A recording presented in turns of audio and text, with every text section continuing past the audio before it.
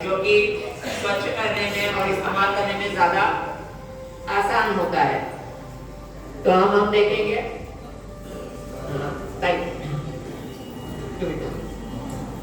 पहले हम देखेंगे सूत्र नीति, जो कि मेरामन जी दिखाएंगे। शुरुआत कीजिए। एक नासिका मार्ग से वो कैथेटर को इंसर्ट कर रहे हैं।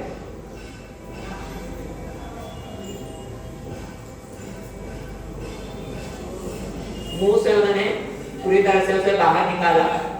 इस तरह से घर्षण करते हैं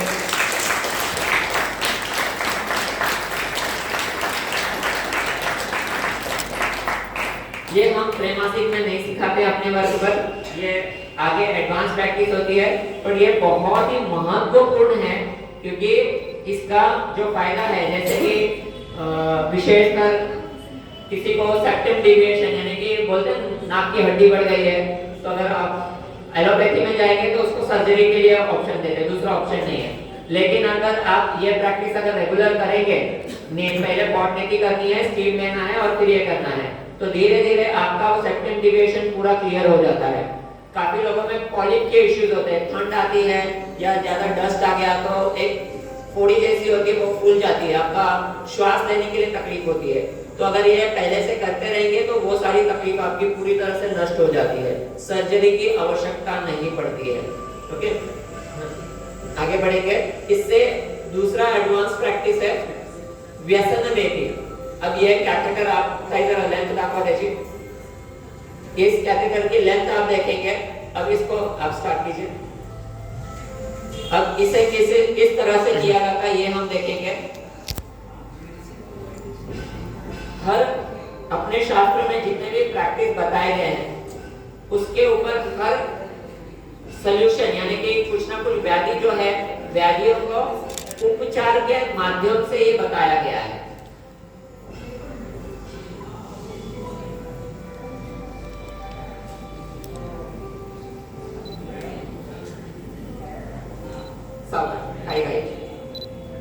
टेक योर टाइम।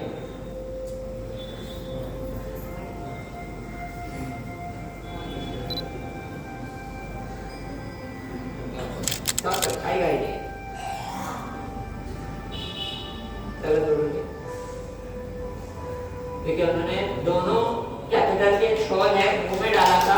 अब उन्होंने वो जॉइंट को, दोनों छोर को जॉइंट कर लिया है।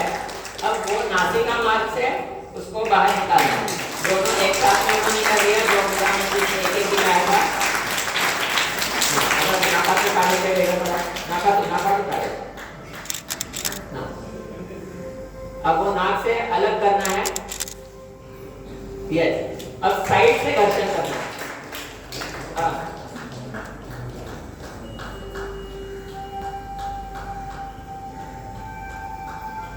अब साइड से ये लेती है। इसमें भी जितने आपके म्यूकस जो साइनस होते हैं ये पूरी तरह से निकलने में सहायक होता है। उसके अलावा एक और बीमारी होती है एडिनॉइड। ओके, जो जैसे मैंने कहा नाक की हड्डी बढ़ना, वैसे ही जो बोन्स है वो आपके अंदर जो जॉइंट है वहां पर आती है, जिसे हम एडिनॉइड कहते हैं। तो वो ये घर्षण करके वो निकल सकता है। ओके, तो वो बहुत रेयर केसेस में होता है, बट ये इस तरह से करने से आपके सारे नासिका मार्ग पूरी तरह से क्लीन हो जाती है। तो जो भी प्राणायाम के लिए जा रहे हैं या प्राणायाम कर रहे हैं उनके लिए बहुत ही आवश्यक माना जाता है, ताकि आपके साइनस कफ में कोई भी प्रकार का टॉक्सिन्स या कुछ भी गंदी म्यूकस हो तो पूरी तरह से निकलने के लिए ये सहायक होता है। बहुत ही बढ़िया था, धन्यवाद।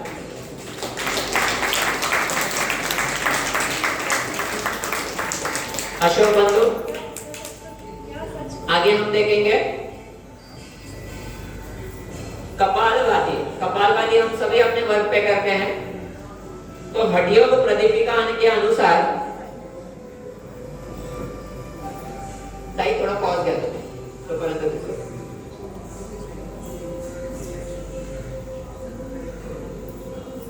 कपालभाति हम सभी अपने वर्ग पे करते हैं।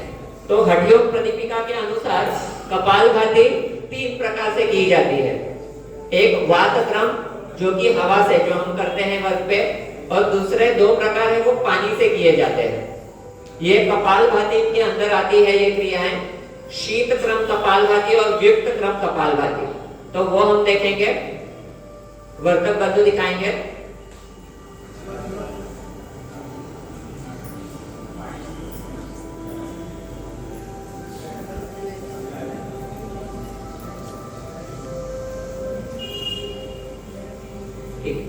इसकी विशेषताएं देखिए, जैसे जैसे काल बदलता गया।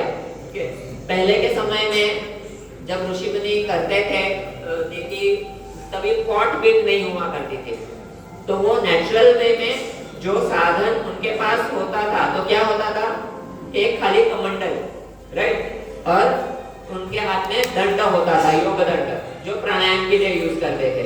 ये 2 चीज से ही वो सारी प्रैक्टिसेस करते थे। अब यही चीज अगर जो सीख ले तो शायद पॉट की जरूरत ही ना पड़े, पर जैसे जैसे ट्रेंड बदल गया, लोगों को ये थोड़ा कठिन होता है, तो इजी करने के लिए हमने पॉट निर्माण किया। लेकिन पर वो आगे जैसे आपकी साधना बढ़ेगी तो आपको ये भी करना है, ये ध्यान में रखिए। तो हड्डियों में इसकी उल्लेख है, पॉट की नहीं है।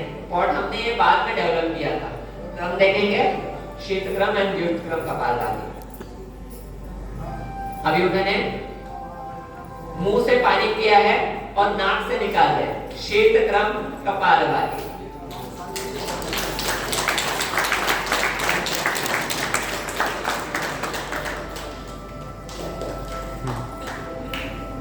अब यही चीज वो उल्टा कर रहे हैं, नाक से पानी पिएंगे और मुंह से निकालेंगे, व्युक्त क्रम कपालभाति।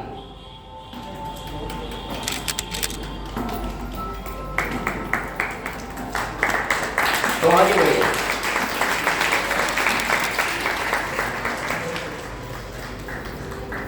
बहुत ही बढ़िया।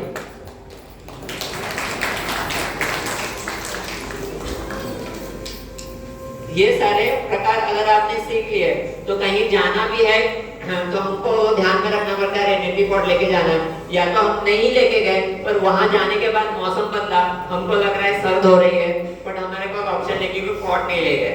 तो अगर ये सारे प्रैक्टिसेस आप सीख लेंगे तो कहीं कभी भी जाए तो आपको सिर्फ क्या चाहिए, पानी जो कि अवेलेबल है, नमक जो कि अवेलेबल है, ओके। तो हर जगह उपलब्ध रहता है, आप कहीं भी कर सकते हैं। तो इसके लिए ध्यान रखिए, जैसे जैसे आप उन्नत कर रहे हैं आपका अभ्यास, तो अभ्यास में ये सारी चीजों को बढ़ाइए। आप देखिए, सीखिए।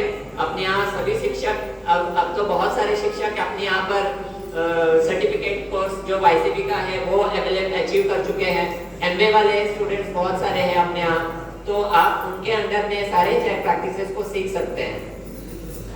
आगे हम देखेंगे दंडगौती।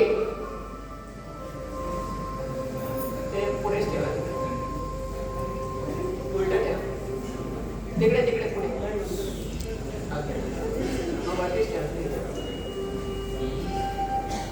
पुढे घ्या ना, म्हणजे लोकांना दिसेल। तिकडे पुढे हां तिकडे हां तिकडे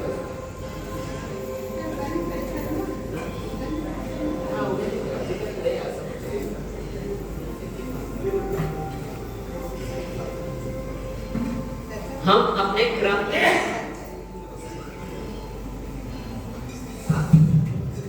हम अपने त्रैमासिक में हम सभी लोग जलधोती का अभ्यास करते हैं, पानी पीते हैं और उसको वमन के जरिए सारा टॉक्सिन बाहर निकालते हैं, जो वातपित्त क्रम होता है।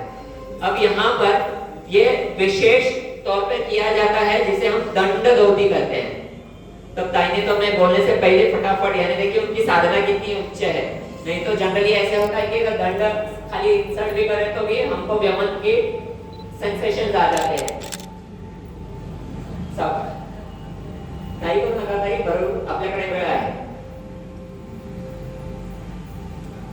अब ये जो है दंड इंसर्ट करने के बाद, ओके, और ये दंड आपने देखा ये लगभग 1 मीटर का है, और जैसे अपने जठर में पहुंचता है तो आपको इंडिकेट हो जाता है कि यहाँ तक ही आना है। अब ये आने के बाद में अब ये पानी अंदर जाएगा कैसे? तो आपने बहुत बार ऐसी सिचुएशन आई होगी, कहीं आप ट्रैवल कर रहे हैं और पेट्रोल खत्म हो गया, हुआ है ना ऐसा, तो क्या करते हैं, दूसरे के टंकी में खींच के पेट्रोल निकालते हैं। तो ये कुछ स्थिति वैसे ही है, पर यहाँ पर क्या करना है, अब पानी को अंदर डालना है तो वैक्यूम कैसे होगा, तो आपको उड़ियान लगाना होता है। एक छोर पेट में है, दूसरा छोर ग्लास में है, और आपको हल्का सा उड़ियान लगाना है। उड़ियान से वो वैक्यूम क्रिएट होता है और पानी अंदर जाने के लिए स्टार्ट हो जाता है। अब वो कंटिन्यू रिफिल कर रहे हैं, आपको इंडिकेशन आ जाता है, जैसे आप मुंह से पानी पीते हैं पेट भर जाता है, वैसे ही यहाँ पर भी पानी अंदर जा रहा है, जैसे ही भर जाएगा वो पता पड़ जाता है, उसके बाद में उसे बाहर निकालना है।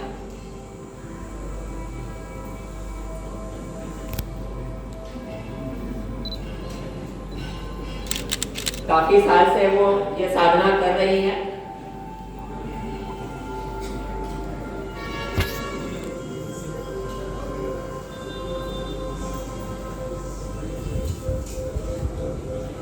ताई की एक विशेषता है कि कभी भी कोई भी चीज के लिए ना नहीं कहते हैं, ये सिखाना है, हाँ मैं सीखना है, मतलब उनको वो पॉजिटिविटी है। वो आई थिंक लॉकडाउन के पहले जब काका थे और वो उनको सीखना था, तभी वो मेरे पास कुछ 3-4 महीने सीख रहे थे, तो मैंने सारे एडवांस प्रैक्टिस के लिए उनको बोलते था हाँ मैं करूँगी, तो उन्होंने बहुत कुछ, जो व्यसन नीति है, रबर नीति है, दंड है, उन्होंने उसी तौर में सारे चीज सीखे थे। और विशेषता है कि काफी लोग सीखने के बाद भूल जाते हैं, बट वो रेगुलर प्रैक्टिस करते हैं। इसके लिए देखा उन्होंने, जैसे दंड इमीडिएटली उन्होंने इंसर्ट कर लिया, बाकी लोगों को इतना इमीडिएटली साझा नहीं होता है, थोड़ा समय लगता है डालने के लिए, बट उनके साधना से उन्होंने वो बहुत ही आसानी से कर लिया।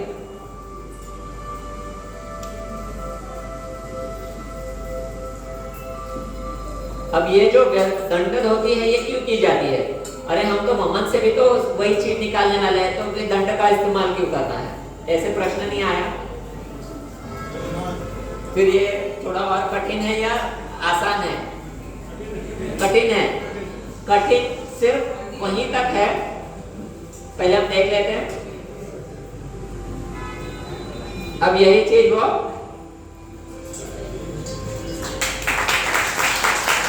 बाहर निकाल दें।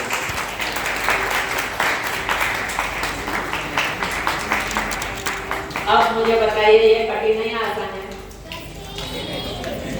पानी निकल रहा है, या आसान है या कठिन है? उससे कठिन है या आसान है? उनको पूछते हैं, होने के बाद में उनका रिव्यू लेंगे, फिर मैं आगे उसकी विशेषताएं बताऊंगा। झगड़े कितनी बड़ा है?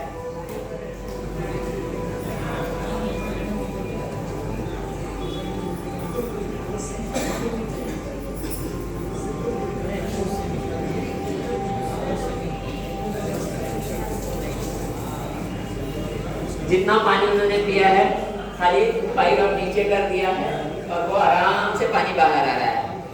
कभी कभी इनिशियली नए साधक को होता है कि पानी अटक जाता है, नहीं आता है, तो उस स्थिति में क्या करना है, पाइप को हल्का सा आगे पीछे करना है और वापस स्टार्ट हो जाता है, या तो दोबारा एक बार उड़ियान डालकर छोड़ देना है, वापस पानी क्रिएट होता है, पानी वापस दोबारा बाहर आता है।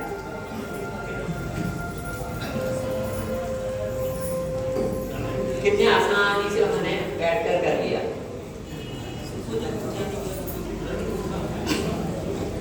आराम।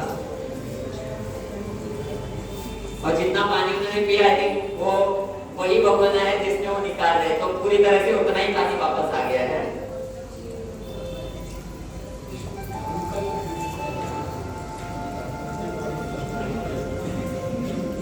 बहुत ही अच्छा।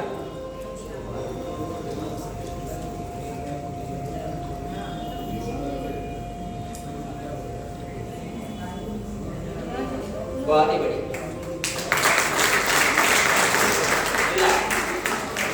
तो एक फ्लैश नोट कर दिया। ये जो क्रिया है वमन धोती, ये हठयोग प्रदीपिका में हृद धोती के अंडर आती है। हृद धोती यानी क्या? हृद मतलब हार्ट। ओके, तो हार्ट के एलिमेंट जिसको होती है, हम हृदय रोग को ये क्रियाएं वमन वर्ज करते हैं, राइट? जिसको हार्ट पेशेंट है या हाई ब्लड प्रेशर है, उनको हम कहते हैं जलधोती का अभ्यास नहीं करना है। बट आप सबको पता है जलधोती कितना महत्वपूर्ण है। सभी ने किया है क्या जरूरत होती है 21 दिन की? ओके, सबसे पहले एक बात ध्यान रखिए, जो भी साधक, आप शिक्षक हैं तो जितने साधक वर्ग पे आते हैं तो आपको सिखाने के बाद हर हफ्ते रिव्यू लेना है, क्योंकि हर साधक जो अपने पास आता है कुछ ना कुछ व्याधि लेके ही आता है, और आपके 60% व्याधि जो है सिर्फ क्लेंजिंग प्रोसेस यानी शुद्धि क्रियाओं से होती है। नेति, धोती, ओके, शंख प्रक्षालन, यही क्रियाओं से आधी बीमारी दूर हो जाती है। बाकी हम आसन और प्राणायाम से ठीक करते हैं। तो इसके लिए ये बहुत ही महत्वपूर्ण है, खुद को तो करना ही है, और जितने साधक आते हैं हर हफ्ते उनसे रिव्यू लेना है। आपने किया, कोई दिक्कत आई तो उसको कैसे आपको सॉल्व करना है, आपको सॉल्यूशन बताना है, पर वो करा के लेना है, राइट। अब जो हम देखते हैं कि धोती में हम पानी पी के जब निकालते हैं, ओके, तो आपको हल्का सा ऊर्ध्व गति में प्रेशर आता है, राइट, यानी कि हमारा जो डायफ्राम है वो ऊपर की ओर पानी को ढकेलता है, इसके लिए हार्ट का प्रेशर आता है, इसके लिए उन्हें हम वर्ज कहते हैं। अब आपने जब दंड आपने इंसर्ट किया, पानी निकालते वक्त आपको कोई दिक्कत आई? कुछ भी नहीं। ओके, सिंपल था, आसानी से। तो आपको यानी क्या होता है, ठीक है भाई, थैंक यू, यानी कि सिर्फ कैथेटर इंसर्ट करना, कैथेटर इंसर्ट करना, यही सिर्फ आपको सीखना है। उसके लिए भी कुछ अलग बुक्स भी की प्रैक्टिसेस बताई गई है। हर प्रैक्टिस के लिए आपको प्री एंड पोस्ट प्रैक्टिसेस होती है, यानी कि ये अचीव करना है तो उसके लिए आपको क्या साधना करनी चाहिए, उसके लिए भी कुछ विशेष प्रैक्टिसेस है, मुख शुद्धि की प्रैक्टिसेस है, ओके, जहां पर आप ये दंड कैसे इंसर्ट करना है वो आप सीख सकते हैं। सिर्फ दंड डालना ही आपका कठिन है, बाकी एकदम इजी प्रोसेस है। तो जिन्हें भी हार्ट के प्रॉब्लम्स है उनके लिए ये धोती की अभ्यास बताई गई है, ताकि वो भी धोती करके उसका लाभ ले सके। क्लियर? तो जब भी आपको सीखना हो तो आप विशेष मार्गदर्शन के अंडर में ये प्रैक्टिस है आगे जाके सीख सकते हैं। ठीक है।